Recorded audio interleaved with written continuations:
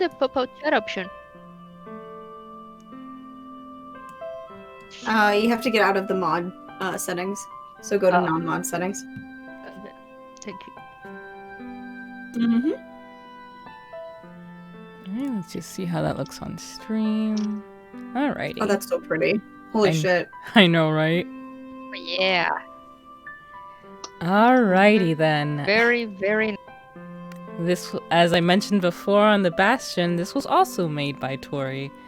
Though I completely forgot that this visual novel isn't like the standard one where it's rectangular like this. But whatever, it still works well. I forgot to mention that to her. But hello everyone, and welcome back to 4 Pixels. We are here one last time for the last stream of the 5-year anniversary. It's going to be me, Moon, and Kime, and Ferniaz hanging around. She won't be reading any lines though. Now, this, for those of you who do not know, is a prequel. It's a prequel to The House in Fata Morgana, which was something that I played with Kanetsu. So if you have not seen that series, there are going to be major spoilers. And hello, Antel. I hope I'm pronouncing that right. Thank you for coming to the stream. We loved the first game, so I've been super stoked for playing this. This, to my understanding, is a collection of like stories. The principal one is a prequel, which tells us more about Morgana's life. Like, if you remember those long stretches when Michelle was going up the tower and Morgana was telling her story, I think it's supposed to focus on that. And then the sub-episodes are like stories after the game. So I do not know for sure what all is going to be entailed in this, but I do want to emphasize that there will probably be some very heavy and dark topics addressed, such as abuse, especially of minors, probably forms of bigotry, torture, that sort of thing. I don't know how in-depth it will go. I wasn't able to find like a content warning for this one, as I did for the first game.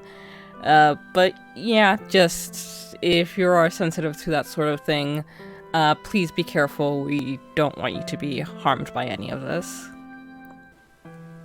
So anyone else want to say anything before we get started?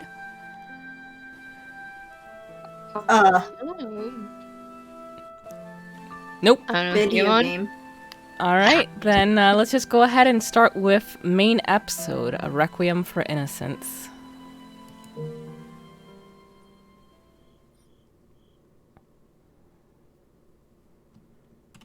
Produced by Novectacle.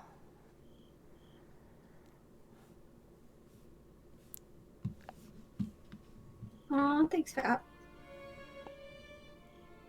Move the cursor to the bottom right corner to display in-game menus.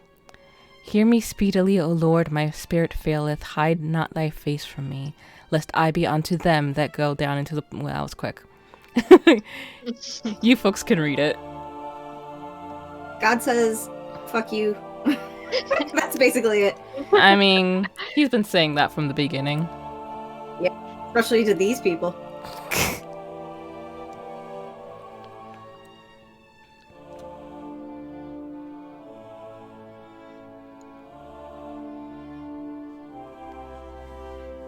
Remind me what a psalm is again? Hmm? The psalm just like like an excerpt or something?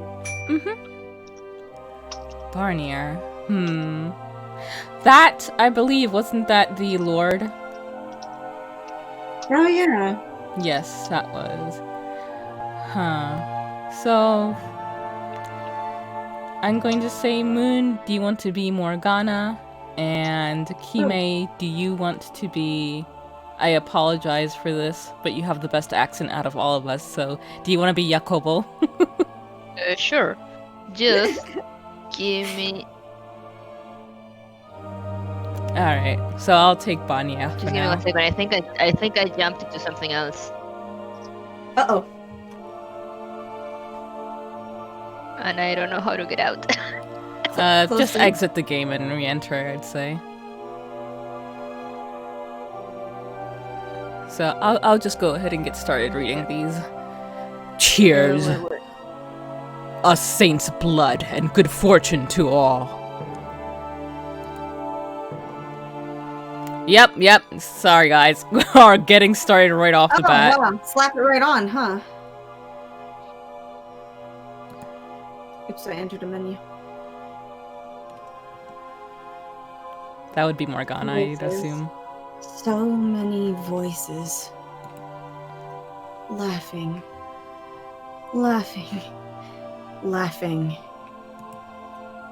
Was this the 10th such party? The 20th? I no longer had any idea. The Lord's guest merely drank of my blood. My father had not blessed me with his miracle, so wealthy nobles could fill their goblets with it. My blood was for the poor, for the infirm, and the destitute. Why am I here? Why am I not doing my father's work? With each passing moment, my body grew colder and colder, while a mad, fiery fervor spread amongst the partygoers. Father, it hurts. My soul hurt far more than my body. It felt like it was cracked in a dozen places, about to shatter. Again and again, I've told myself it was just a ritual, that God was simply testing me, but I didn't think I could bear it much longer. A horrible black miasma spilled from the wounds of my flesh, filling the room. It was probably an illusion, something only I could see. The miasma soon began consuming my spirit. All my life I spent telling myself to be pure, just, righteous, and all of that was corroding away, ripping me asunder. Father, O Lord, of thy mercy, cut off mine enemies, and destroy all of them that afflict my soul. Hold on. I got stuck in the menu again. For I am thy servant. I am thy servant. Please, O Father, deliver unto these sinners thy holy judgment. Cast them down into the depths of hell, for the sins they would commit against thy faithful servant. Disguised as a prayer, I cursed them. For the first time in my life, I wished someone ill. I did what a saint, what the daughter of God, must never do. And in that moment, I committed a sin greater than anyone else in that room.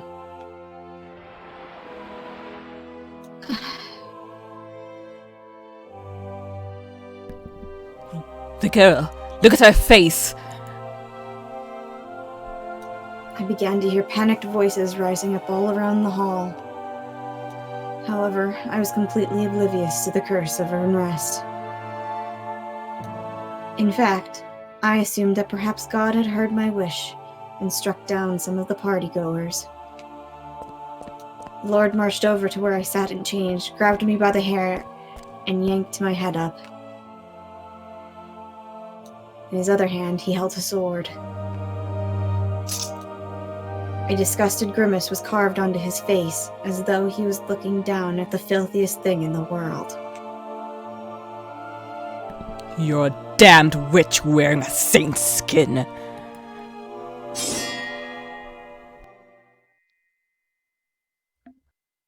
Okay then. Oh, speaking of, this is worse than I expected. Do I read that too? Yes. The stench of rotting flesh hung in the air.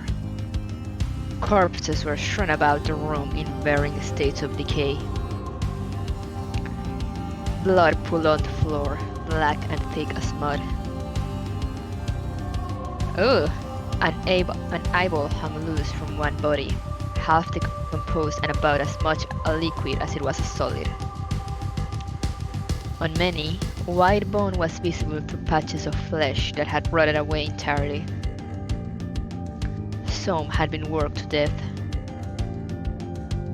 Others died of any number of diseases, and they were the lucky ones. Several bodies bore stab wounds from head to toe. Others looked like someone had tried to rip them in two. Some had been burned until their entire bodies shriveled, and some were covered in blisters. There was no shortage of people who had obviously been tortured. Though the man on the other end of the torture, the Lord Barnier, thought of it as more of a leisure activity. The Lord was spoken of in whispers as the second coming of the great tyrant of old. Though it wasn't until I snuck into his manor and saw it for myself that I truly understood how accurate that was. He was a damned psychopath.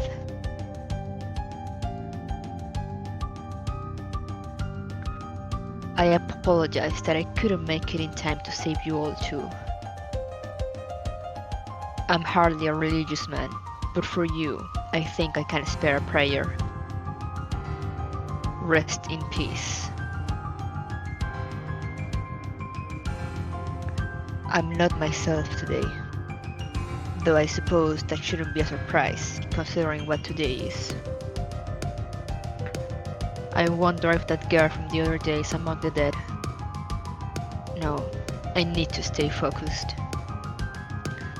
If this goes south, I'll be the one joining this pile of bodies. God, I'm starting to get a little nervous. Don't go weakening this now, Jacopo. Wait, how do you say his name? It's Jacopo or? He's Italian, and I believe the Italian pronunciation is Jacopo. How can I ever expect to go out into the world if I can't even keep myself together for something as straightforward as this? I can do this, no problem. Let's start ourselves a revolt. Ooh, nice line.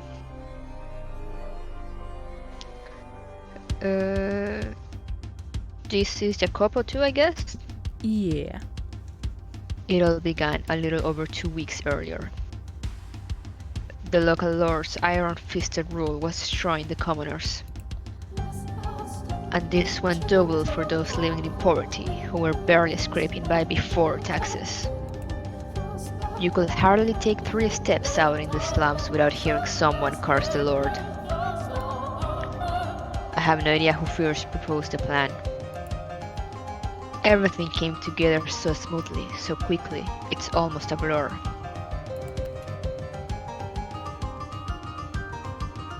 What started as the everyday litany of complaints hurled back and forth between the usual crew of young, indignant men in the pub soon escalated, ballooning into a full-fledged plot to strike back. He treats us like dog shit. We're the ones working his goddamn land. Let's give the bastard what's coming. Over the next few days, word of the plot spread through the slums, and the number of volunteers grew at an impressive pace. And the more people we had on board, the more realistic it all started to become.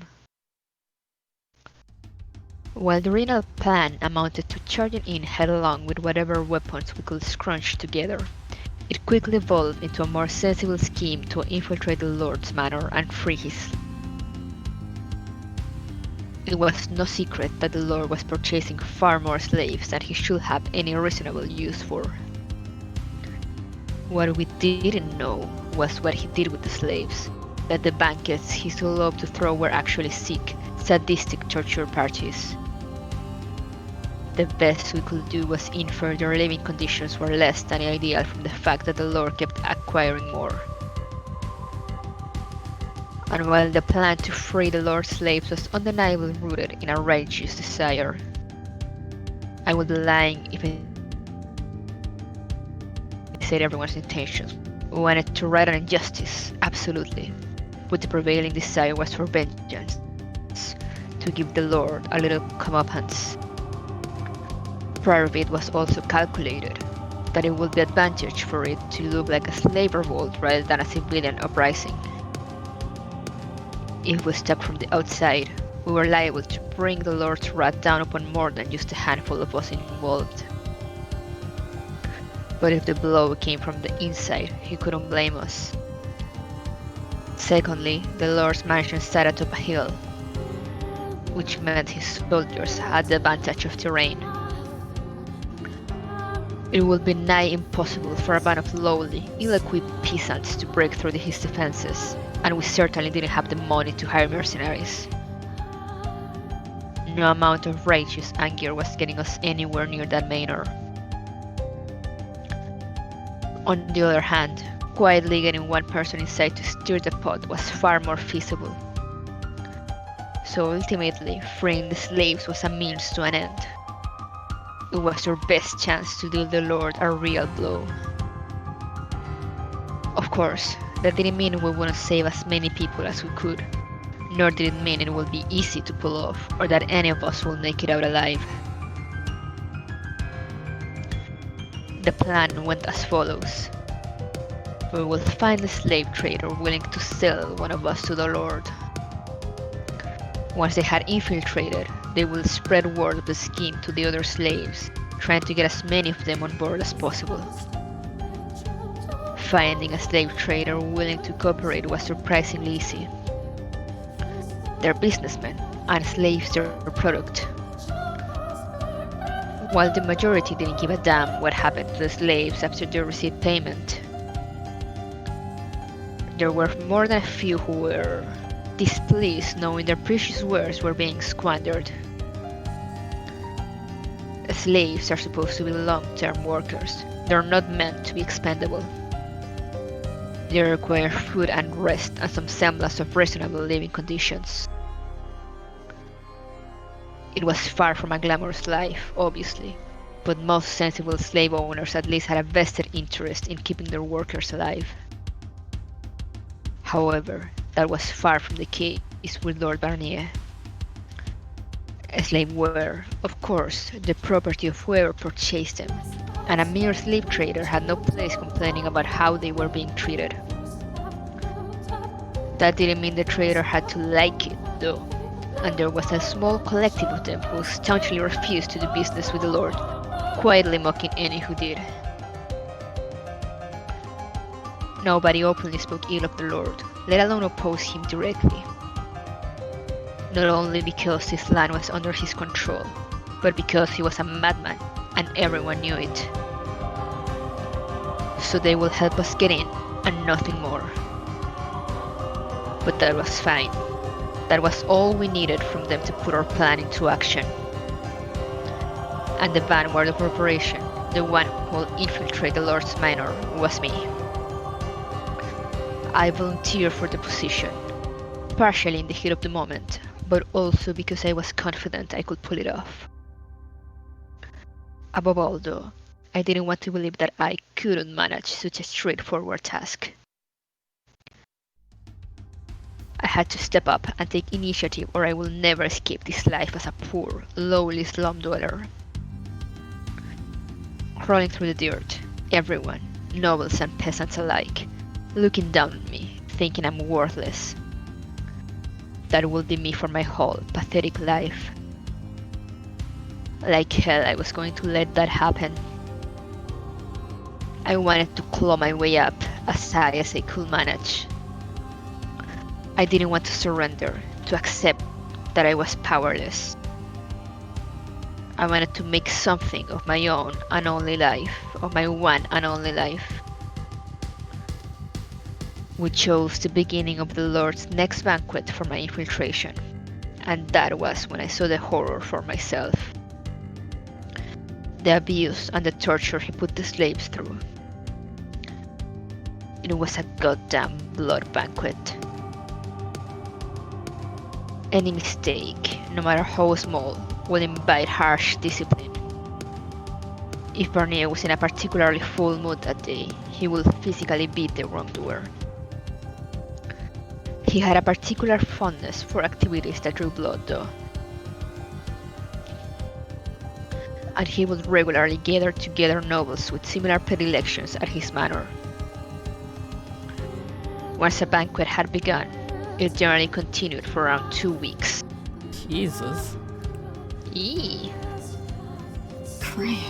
Ugh. The first thing I did after infiltrating was spread word of the plan to the other slaves. To be honest, I assumed it would be easy getting them to cooperate. They should have reviled Barnier more than anyone, after all.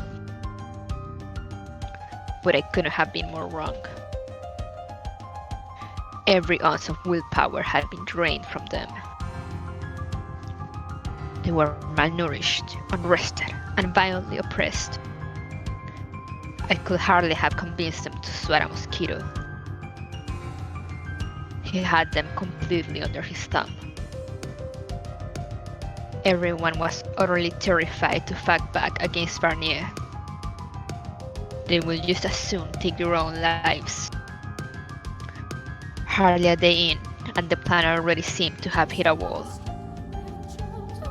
A full week I spent trying and failing to convince a single soul to assist in the revolt. Just as I was beginning to fear it might not work after all. Oh, this is a new person.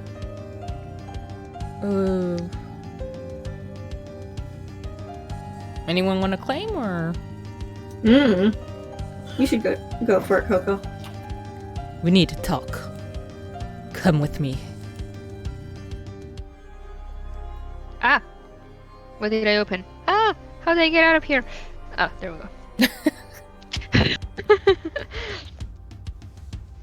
He was a tall, muscular slave who spent most of his time doing physical labor. Despite the poor conditions, he seemed to be keeping himself in rather good shape. And unlike the other slaves, his eyes weren't filled with fear and resignation. But it wasn't hope I saw in them either. Rather, they looked like the eyes of a bloodthirsty wolf. And his unkempt, greasy blonde hair only served to amplify the primal impression he gave off. Between that and the faint, cocky smirk visible on his lips, he more resembled the head of a gang of ruffians than a slave.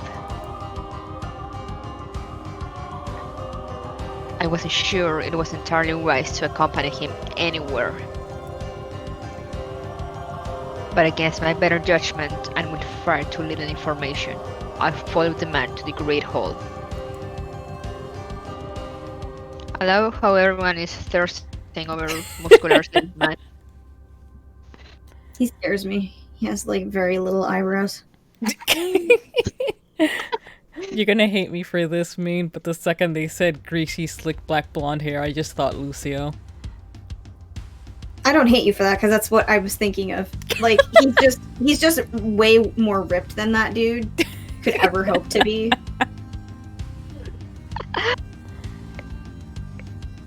Oh, give me 1 minute. Okay. There were a dozen or so nobles and upperclassmen and women clustered about the hall. The air was filled with the scent of aromatic herbs, and it wasn't long before I realized they were meant to mask the smell of blood. A large table was lined with plates stacked with piles of glistening, dark red meat. Noblemen sneered at us with wet lips as we entered the room. The contrast between the nobles' practiced, graceful mannerism and the grotesque feast of which they were partaking was so bizarre, I simply stood there aghast. There was no room for anger to form. The lord stood on a platform, like a small stage, at the far end of the room. Oh my god, he has Oh, a snake. Christ! Eee. Ooh. Are you the slave who offered to be the day's entertainment?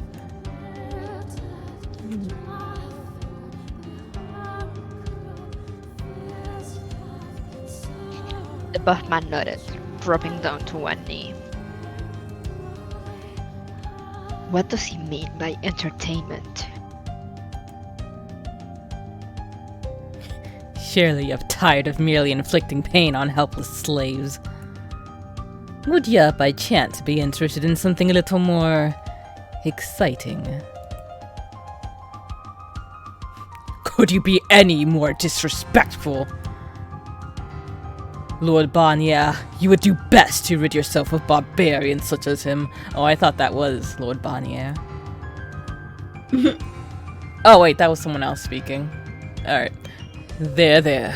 Give the poor man a break. You can't expect an uneducated slave to be properly versed in the ways of polite society. Now, elaborate, slave.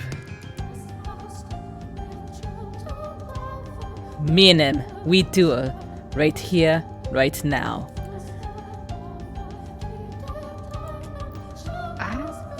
I'll do this one. Do you seriously think we haven't already pit slaves against each other numerous times by now? If that's all. Tell me, were they as vigorous as the two of us? Young and chomping at the bit. Well, If all y'all want to see a couple of half-dead slaves limply flailing at each other, then help yourselves. But you're not gonna find many here what can give you a fight with some real oomph, you know? Hell, half the slaves here'd probably kill over with just a little shove. His expression there is a little odd. yeah, I think he's a little unhinged. Dink seems to be enjoying him. So, I figured you might be up for a little change of pace. A barbarian like me. Whoa. I never agreed to this. Suck it up, ya slave. Since when have you had the right to agree to anything?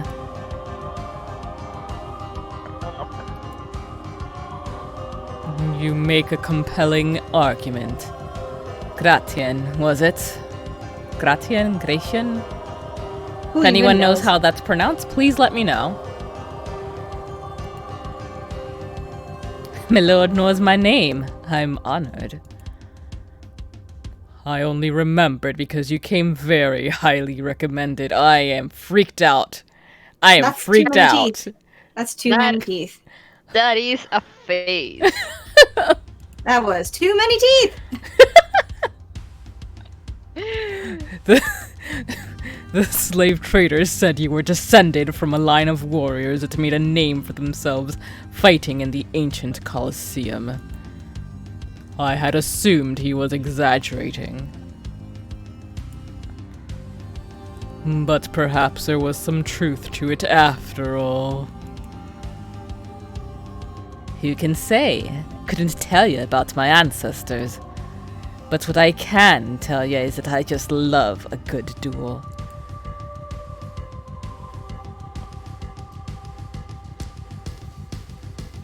Found in the Colosseum? Found in the Colosseum. Descended from gladiators. And I'm supposed to go one-on-one against him? No, don't give that man tentacles, please! No! What? He already looks like he has them. Very well. Gods, bring these two swords. Like, usually I'm up for tentacles, but no, no, not him. He looks like Sis.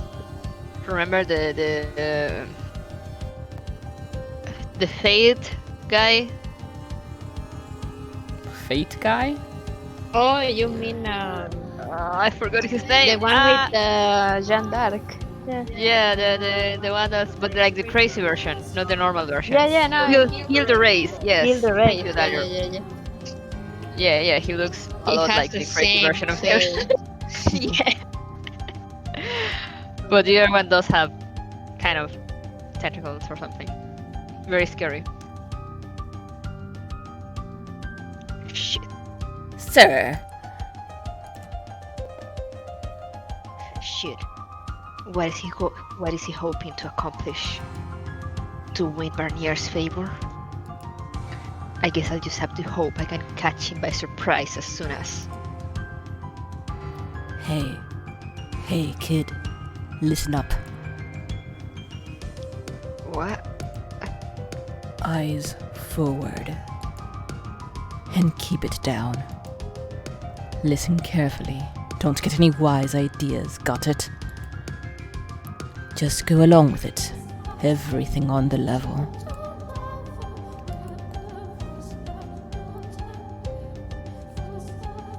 What are you scheming? You'll find out soon enough. Assuming you can handle a sword anyhow. Two guards approach us, each carrying a long sword. It was heavier than I expected, and it felt awkward in my hands. Both of our blades were badly chipped, clearly old and battle-worn. Of course, they wouldn't give new, quality weapons to a pair of slaves, but a sword was still a sword. Beaten though they may have been, I still had to be careful or I'd be dead before I ever got the slave revolt off the ground. That said, I had survived this long in the slums. I wasn't completely helpless, and I had experience with a dagger. Though I wasn't sure how much help that would be now. The longer two-handed weapon still felt awkward in my hands. As I squinted at the blade's hilt and adjusted my grip, trying to familiarize myself with the feel of it, Barnier took a seat, reading himself to expectate. That's when I caught sight of what lay hidden at the back of the stage. What?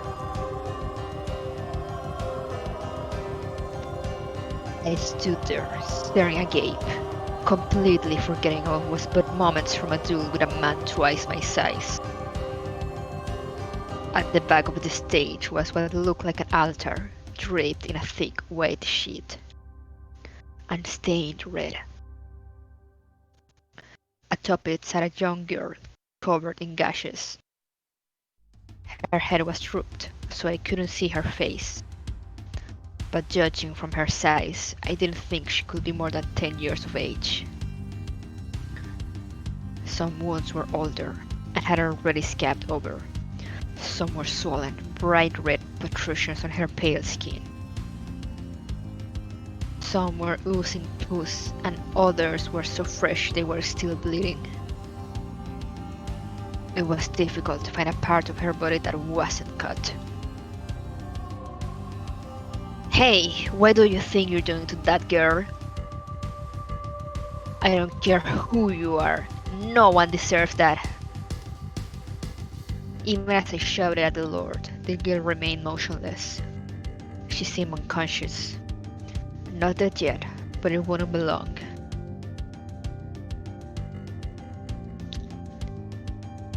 Silence, Kerr.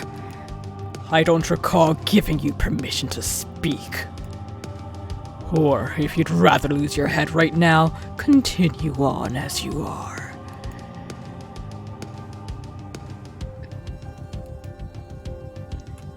Damn despot. Now go on. Get started. Give us a show befitting of this grand affair. Biting my arch to snap back at him, I turned to face a slave named Gratian. The other guests lined the walls, whispering among themselves, speculating about the potential victor. The crowd was so overwhelmingly in his favor, to absolutely no surprise. They didn't even bother taking bets.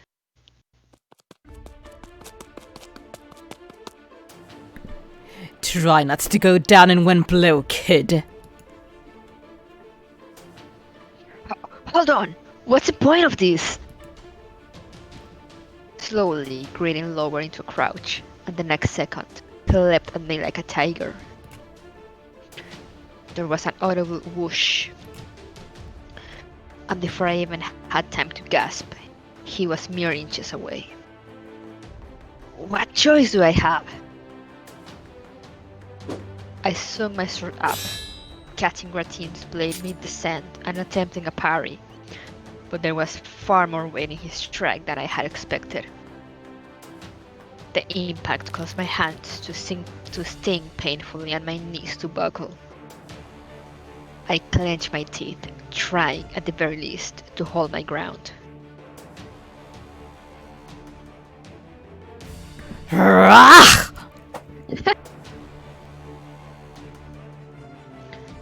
Gratin barely gave me time to recover, let alone strike back, before launching into a second attack.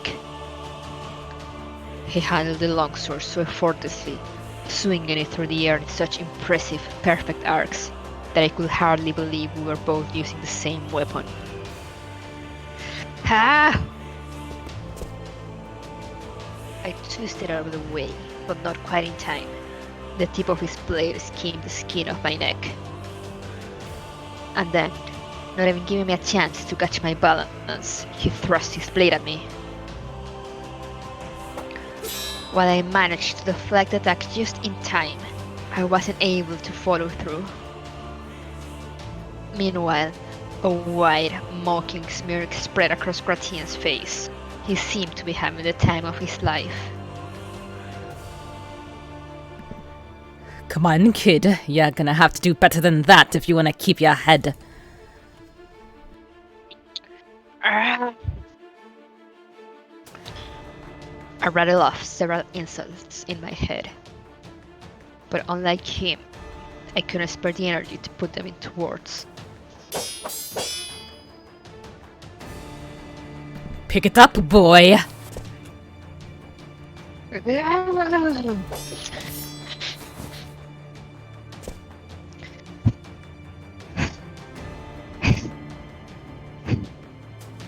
God damn!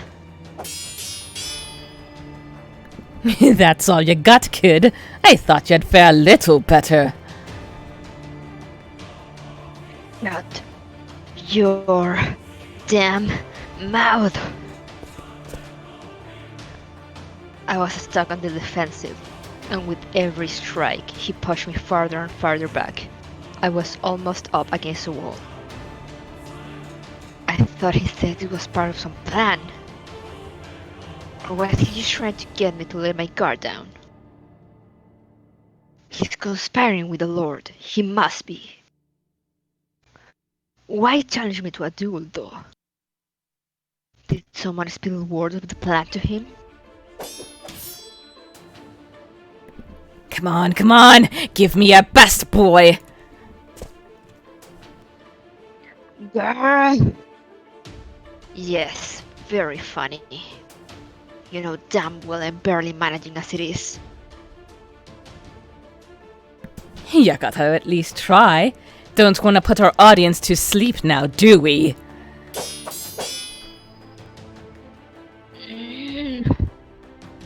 Even the bones in my forearms are starting to sting. I don't know how much longer I can keep this up.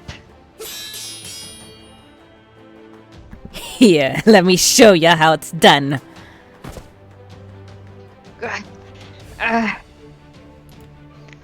God, I can't get a damn inch on him. Much more of this and I'll be up against the wall. I'm dead if I don't go on defensive. Now's my last chance, while I've still got breathing room. Hey, big guy. You may think you have...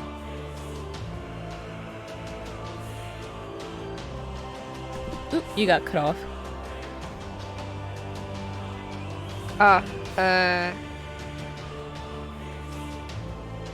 Backlog. The last line? Yeah, you got cut off. You may think you have the advantage. You may think you have the advantage, but not for long. Ha! That's rich, coming from a guy who can't even get one swing in on me. It was all a trick to get your guard down. I've been saving this one just for you, meathead. Good luck dodging it. With that hulking body of yours. Now that's more like it. Let me have it, kid. I hopped backward a couple of paces until my heel was pressed up against the wall. There was no backing down, not anymore. Breathing heavily, I lifted my blade, pointing it at Gratian. He pointed his in turn, a cocky grin plastered on his face. And then, I kicked off the ground, hard, sending me flying toward him. My sword held down near my waist, his above his head. And then, whoosh!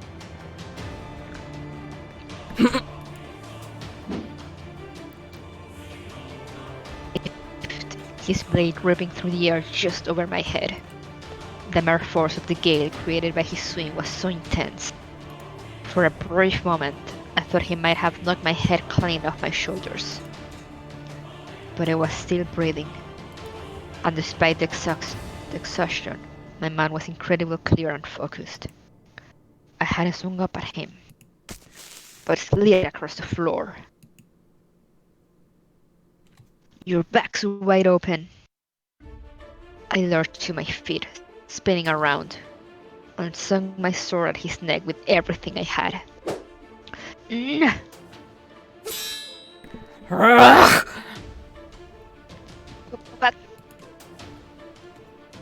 But my would-be grand comeback was deflected from behind without a bat of an eye. And hardly a wimpy deflect for that matter. My hands felt like they were on fire. Little bit on the dirty side, this was. But hey, not half bad, kid. Wait. Just a little more oomph to that swing and you might have landed it. Too bad, too bad.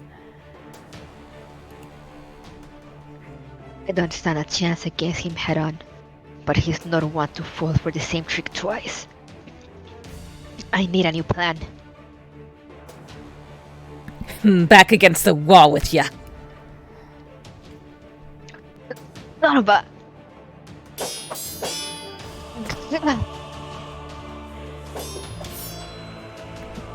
What's the matter, kid? That all you got?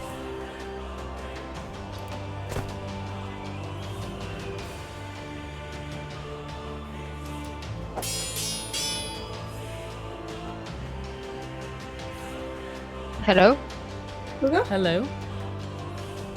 The last line didn't come through.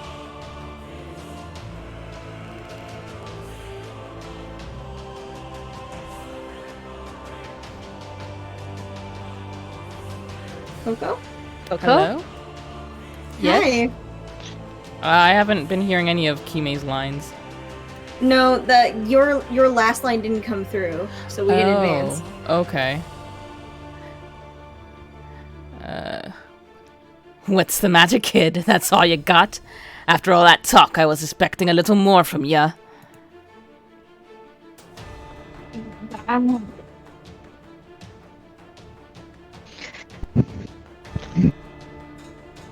Did it still not go through? No, she's doing breathing now. He's got me completely under his thumb. I'm dead if I don't do something, but I can barely lift my arms anymore. It's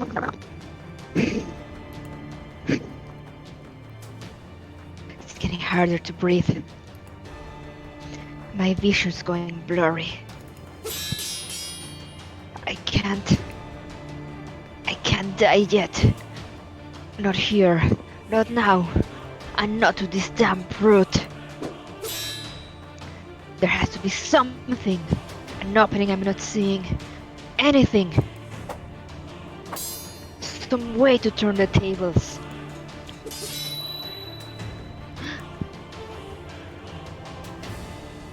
Am I imagining it? Or did I react to that quicker than usual? Is he doing what I think he's doing? Patterns were forming in my mind. I'd been through this routine so many times now, my body instinctively knew what came next. I'd parried his strike entirely by reflex. I wasn't so full of myself as to think it was a sign I was gaining the upper hand. As much as I loathed to admit it, he had every imaginable advantage over me. I should have realized what he was doing sooner, but I'd been so focused on keeping my head attached and my sword in my hands that I didn't have the spare mental capacity to see beyond that. He was in complete control. The only reason I was able to keep up with him was because he was letting me. Because he was repeating the same sequence of attacks again and again. If I'm right, the next, he'll come from above. Oh ho ho! Right on the money. A clang like the pealing of a bell echoed through the hall as our blades collided. It was a much cleaner, more satisfying sound than they had made when I was struggling to keep up. I still don't know what he's scheming, but I'm not going to throw away this chance to win back some ground. Sparks flew with each clash of our swords. Gratien's mirror grew wider. I could hear murmuring bubble up in the gallery as the tides turned. Cheering, cursing, confused gasps. But before long, the sound seemed to grow distant. It was just me and Gratien in a bubble of silence. Not even the sound of metal striking metal. My heavy breathing. The stomping of our feet. The distractingly loud pounding of my heart. Sounds gay. Good night, everyone. The blood pumping through my veins. It all whisked away into nothing. Every one of my senses were focused on exactly two things. The image of our swords cutting clear arcs through the air. And Gratien's intent. That's it. Next, overhead. He whispered so quietly that by all rights, I could never have heard it. But his intentions came through loud and clear. As if being controlled by that voice, I swung my sword down. After about a half dozen such clashes, we locked blades and had a brief shoving match before putting a little distance between each other. And then we went at it again. To the audience, it would have looked like a fierce battle to the death, but it felt more like we were dancing than anything. Well, he was dancing. I was merely following his lead. But if that was his plan, whatever his plan was, I had no choice but to dance to his beat.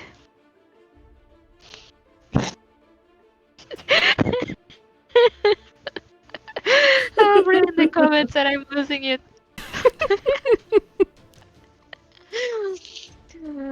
uh, the only thing improvisation will get me is a sword through the heart. Meanwhile, sticking to the plan, I had nothing to worry about. No reason to fear his sword might go off course.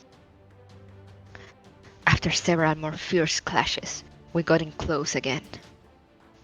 We were both breathing pretty heavily by that point. The longer the scene goes on, the more gay it feels. So, like, it's really hard to not, like, die laughing back here. Like, my oh my. Jacopo Ooh la met his la. match. uh,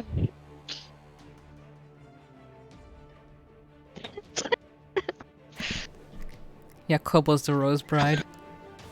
No!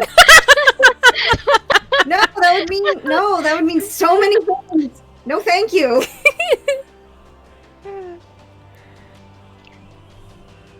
Oh, this next line is not gonna help.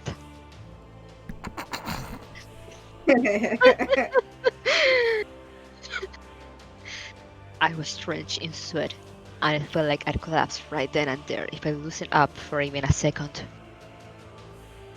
Ratien tossed a glance off to the side for the briefest of moments. His lips came together, curling up into a smile. Listen up. 3 paces back, then charge. Swing down as hard as you can. Put everything you've got into it. As soon as I signaled my acknowledgement, Ratien parried my sword off to the side. 1, 2, 3 paces back. Then I gathered my strength into my legs. I crouched, like he had at the beginning of the duel, envisioning myself as a tiger ready to pounce. And then we leapt at each other in perfect sync. What? The harsh sound of metal striking metal, more piercing than anything else up to that point. For a heartbeat, the world went white. Then, the whoosh of something ripping through the air.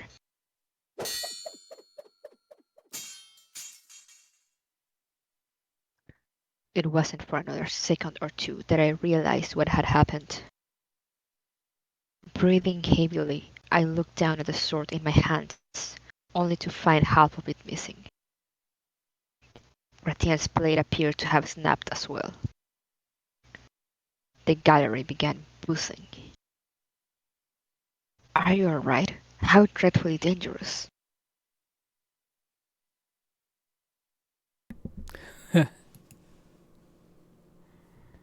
A perverse grin spread across Gratien's lips. I finally understood what he had been scheming.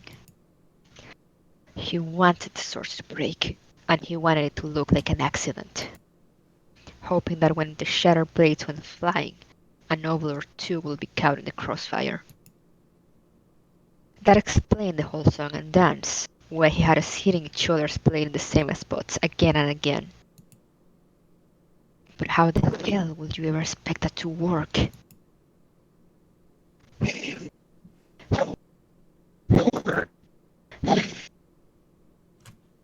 That said, if the fight had gone on much longer, I don't think I would have lasted. His plan seems to have gone about as well as you could reasonably expect. One piece landed near Barnier, and the other embedded in a table. That's fine by me. I'd rather avoid causing any more of a scene before the actual revolt. Not that I will be opposed to seeing any of these madmen skewered. Ratien wiped the sweat from his brow with the back of his hand and surveyed the room. And as obviously outclassed as he was by all the nobles, he still seemed much larger than anyone else in the room. He took a few moments to catch his breath, then sauntered over to the center of the great hall, taking another good look around the room before saying, Apologies for the disturbance, my lord. My ordinarily duel is supposed to end with someone dead. It looks like that's out of the question today. So mayhaps we can reschedule, put on another show in a day or two if you would like.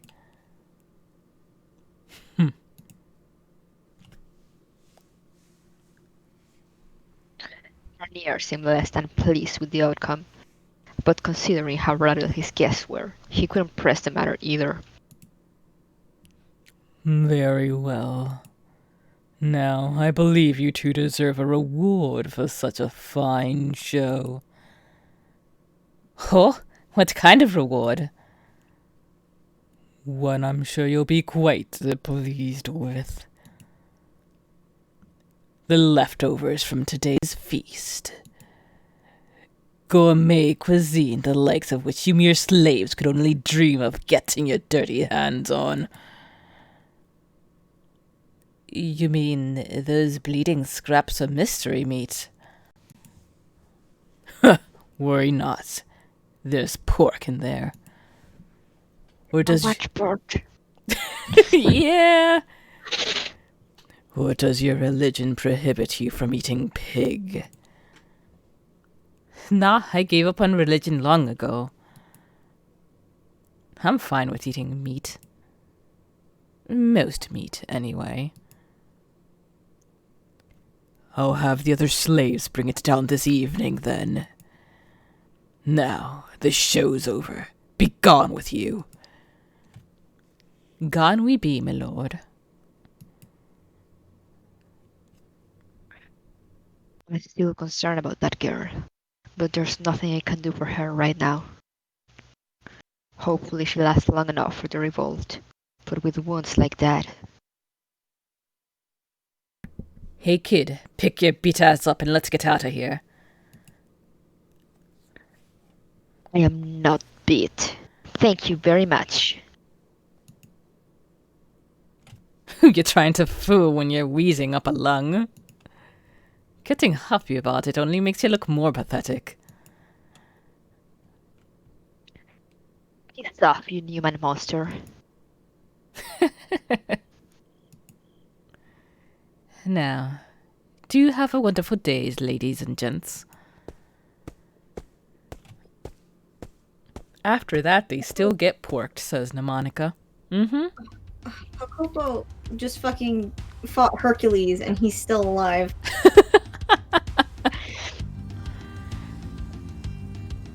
Once we were out of the hall and in the corridor, I took several deep breaths, finally letting loose some of the tension that had built up within me. As we made our way through the corridors, the sound of the nobles laughing and chattering away amongst themselves faded into nothing.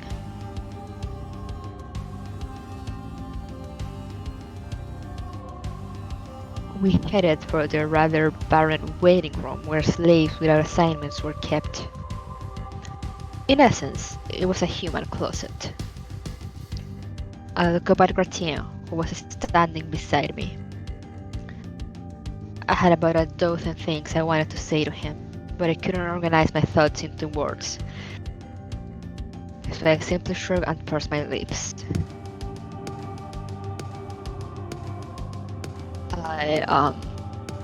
Yeah, that was a shame. Huh? What was a shame? You were hoping to kill at least one noble when the swords broke, weren't you? If only. I'm not that skilled. Hell no. You could have fooled me. If anything, I'd say we're lucky it went as well as it did. It's a damned good thing they gave us their old crusty swords, or we'd never manage to break them at all. If not to skewer one of the nobles, then why go to such lengths at all? Well, 'cause otherwise we'd have to fight to the death, of course. No, that's not what I'm... Of course, we both know who'd be standing here then. As much as I hate to admit it, he has me beat in almost every category. For God's sake, how did he even get that good with a sword? Is it hereditary or something? What I'm trying to figure out is what your ultimate objective was in this whole facade? Facade? Facade. Facade? Okay, Mhm. thank you.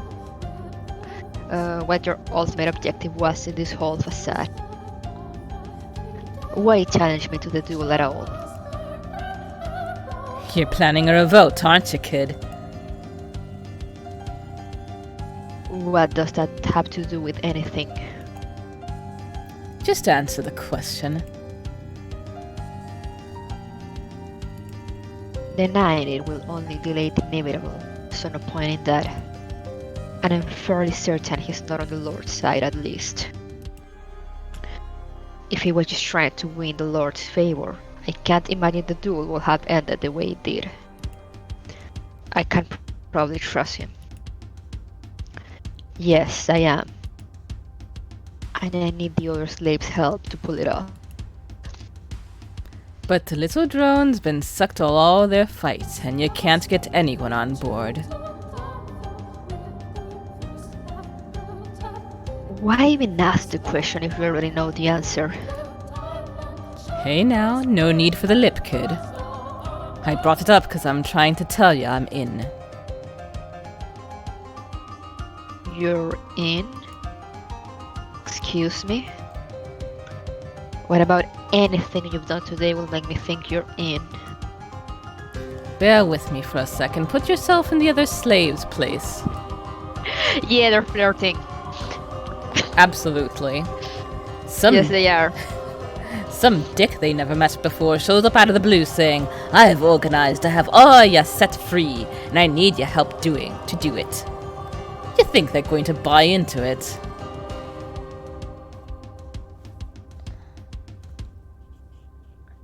Fair enough. But it is true. But it is true that I have people outside. Don't matter. You could be lying through your teeth and it wouldn't change a damned thing. All that matters is whether they think you're worth getting behind.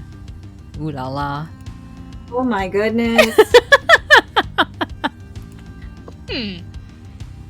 I see your point. I think Binks has fainted. Binks, are you okay? Binks screams you're alive.